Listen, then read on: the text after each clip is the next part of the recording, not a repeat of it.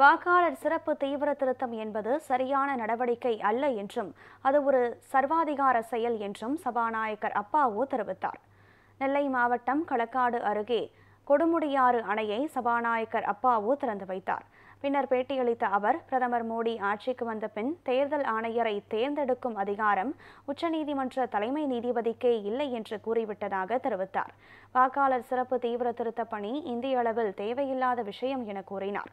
வாக்காளர் சிறப்பு தீவிர திருத்த பணியில் பல்வேறு குளறுபடிகள் உள்ளது என்றும் இது இந்திய அரசியலமைப்பு சட்டத்தையும் ஜனநாயகத்தையும் அழிக்கும் செயல் என்றும் விமர்சனம் செய்தார்.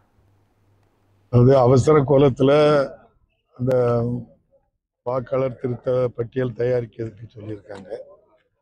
ஒட்டுமொத்தமா இந்திய அளவுல அது ஒரு தேவையில்லாத விஷயம்தான்.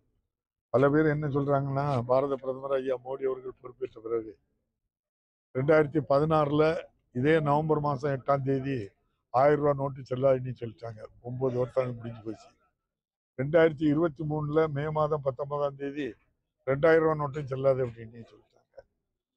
அதே விடல தேர்தல் ஆணையத்தை தேர்ந்தெடுக்கக்கூடிய உச்ச நீதிமன்ற தலைமை நீதிபதிக்கே ரைட்டு கிடையாதுன்னு சொல்லி முடிவு பண்ணிட்டு, இப்போது உச்ச நீதிமன்ற தலைமை நீதிபதியும் பாரத பிரதமரும் பாராளுமன்ற எதிர்கட்சி தலைவர் தான் தேர்ந்தெடுப்பாங்க.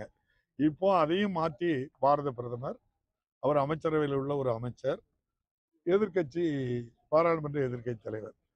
இப்போது முதலாக இந்த புதிய சட்டப்படி பாரத பிரதமர், அவருடைய அமைச்சரவையில் உள்ள ஒரு அமைச்சர் மாண்புமிகு அமித்ஷா அவர்கள் இருவரும் சேர்ந்தா, ஏன்னா எதிர்கட்சி தலைவர் வந்தாலும் வரலன்னாலும் ஒன்றும் இல்லை, கோரம் இருக்காது.